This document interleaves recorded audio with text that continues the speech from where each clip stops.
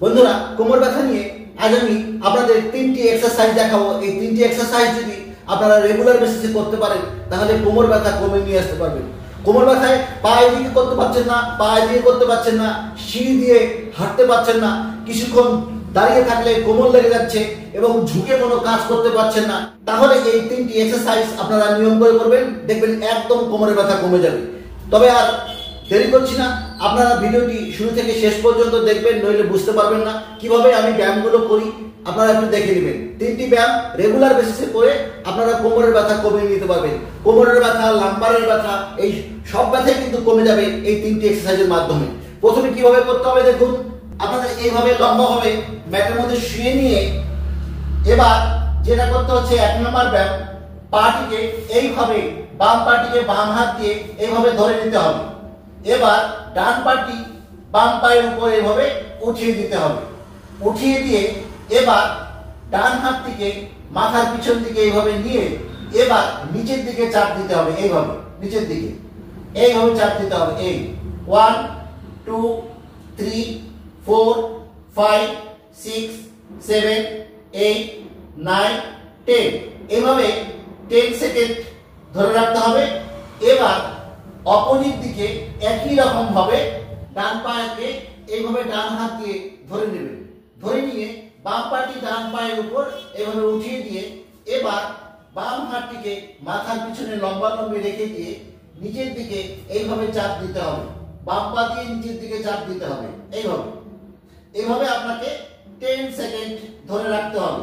এইভাবে এই পায়ে অর্থাৎ বাম পায়ে 10 সেকেন্ড, ডান পায়ে 10 সেকেন্ড, 10 সেকেন্ড 10 সেকেন্ড হয়ে গেলে সামান্য একটু রেস্ট দিয়ে আবার আপনাকে দুটো সেট করতে হবে।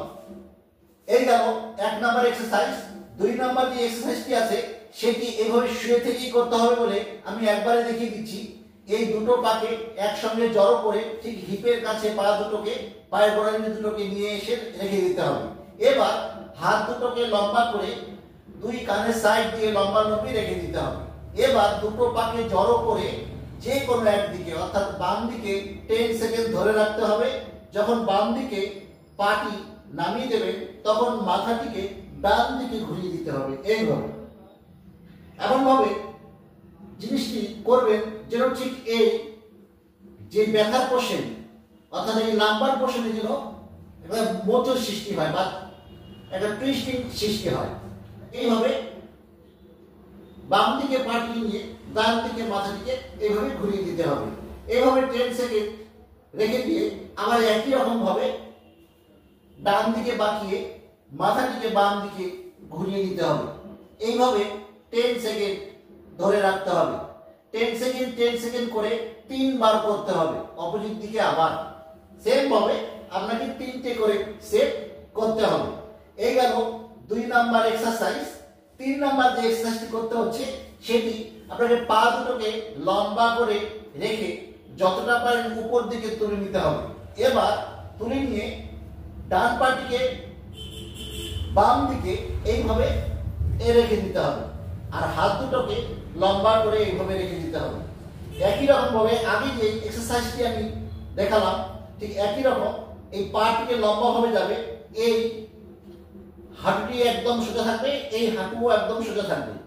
এবার মাথাটিকে ঘুরে নিতে হবে অপোজিট দিকে একই রকম ভাবে। এই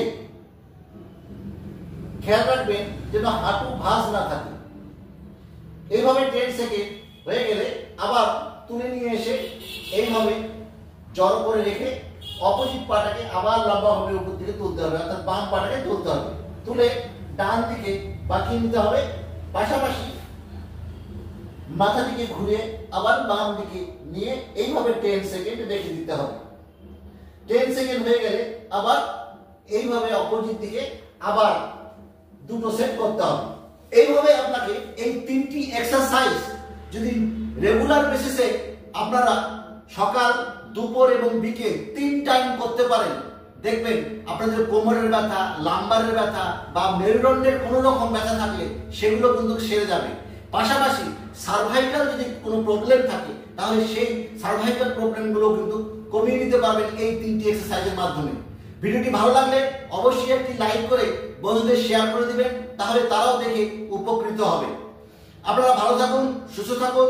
পরবর্তী একটি ভিডিওতে আবার আপনাদের সঙ্গে আমার দেখা হবে। ততক্ষণ আপনারা ভালো থাকুন, সুস্থ থাকুন।